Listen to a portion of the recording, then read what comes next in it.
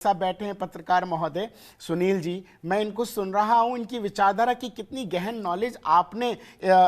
इस माध्यम से रखा है कि मोदी जी को कितना एनालिसिस किया कि अब किस तरीके से उनके बारे में बता रहे हैं। बड़ा अच्छा लग रहा है कि राजनीति को आपने बखूबी समझा। लेकिन मैं एक बात कहना चाहता हूं मोदी जी से ही बारे में कि इस देश के पहले अगर कहना चाहूं, ऋतु प्लीज आप मेरी बात को, ये कहना अतिशोक्ति नहीं होगा,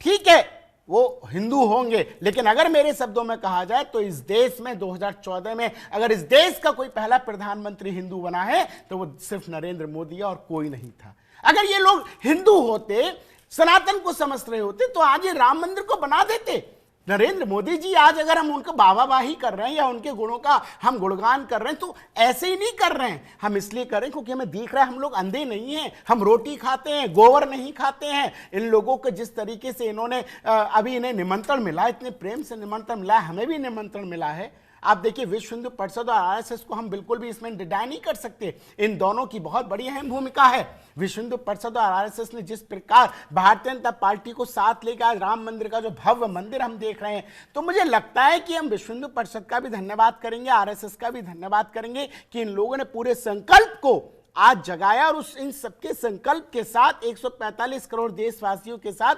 संकल्प को परिपूर्ण करने में आदरणीय नरेंद्र मोदी जी ने अहम भूमिका निभाई है कि हमारे संकल्प को आज पूरा किया है। तो ये विशेष बात है। और आपसे मुझे एक बात और ये बतानी है कि इस देश के अंदर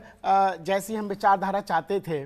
सनातनी विचारधारा, क्योंकि मैं तो सनातन हिंदू राष्ट्र को लेकर जाना चाहता हूं। अब देखिए एक शालिग्राम की बात आपको बताना चाहता हूं। वहां पे एक नेपाल से शालिग्राम पत्थर आया है जिसको भगवान राम के रूप में उसकी पूजा, क्योंकि शालिग्राम का बड़ा विशेष महत्व होता है। और मैं एक और बात आपको बता दूं कि हमारे पास 800 वर्ष पुरानी श्री रामचरितमानस है, 800 वर्ष पुरानी श्री रामचरितमानस, जिसका हमने संकल्प लिया है कि हम उस रामचरितमानस को पहले